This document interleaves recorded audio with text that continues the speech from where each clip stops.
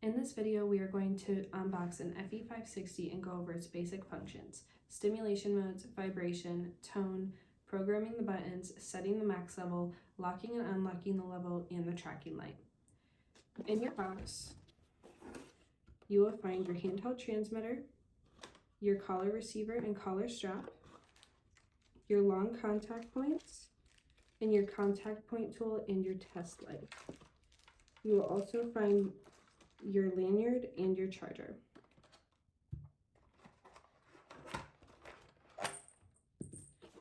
Next is powering on your units. To power on your handheld transmitter, you are going to press and hold the power button on the side of the remote for about 5 seconds. To power on your collar receiver, press down on the button on the collar receiver until it beeps. Once your unit is powered on, you will notice the collar receiver begin to flash a green light. This indicates that your unit is on, charged, and ready. If you see an amber flashing light, this indicates that your unit will need charge soon.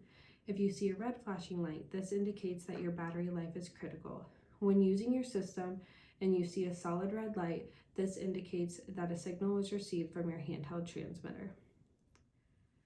The FE560 has 2 different stimulation modes: continuous and rising stimulation. Continuous will be up to 10 seconds as long as you hold the button.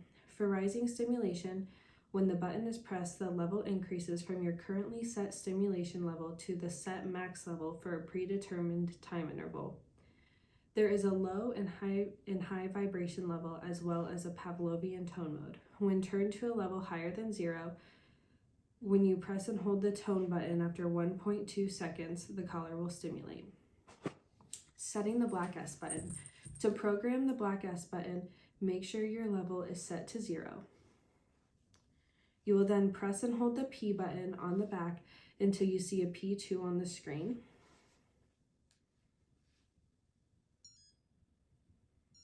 When you have a P2, let go of the P and press and release the black S to toggle through the available modes.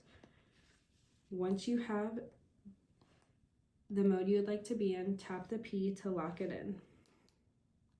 Setting the red S button. To program the red S button, make sure your level is set at 0.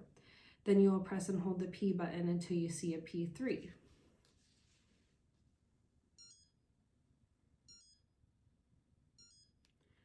Once you have the P3, let go of the P button and press and release the red S button to toggle through the available modes. Once you have the mode you would like to be in, press the P button to lock it in. When in programming mode, you will have the option to change the stimulation setting. You can make it to where you can change the level. It can go up by 1, 5, or 10 levels at a time. Setting the max level. Setting the max level is the highest level your remote can dial up to. To change the max level, start with your remote dialed to 0. Press and hold the P button until you see a P1. When you have a P1, let go of the P button, and you're going to use your up and down buttons to set the desired max level. Once you have it set to the max level you would like, press the P button to lock that in. Changing the rising stimulation speed. To use rising stimulation function, you have to be dialed to any number above 0. There are 2 ways that you can use the rising stimulation.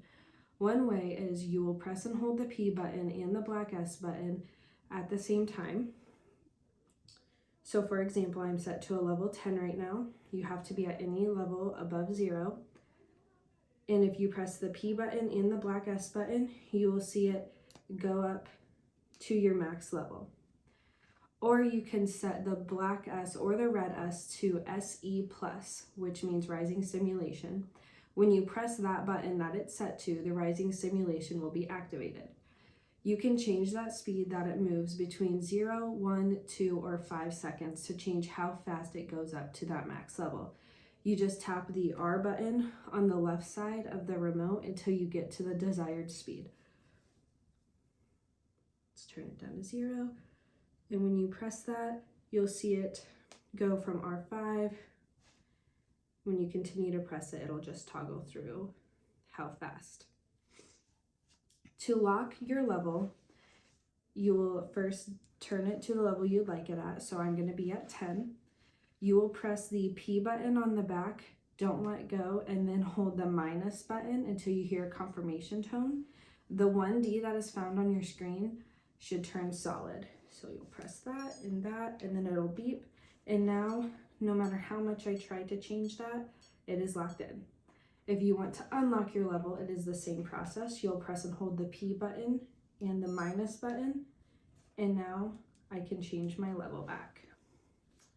To turn on the tracking light on your collar receiver, you will just press the L button on the left side of the transmitter, and you should see a white flashing light.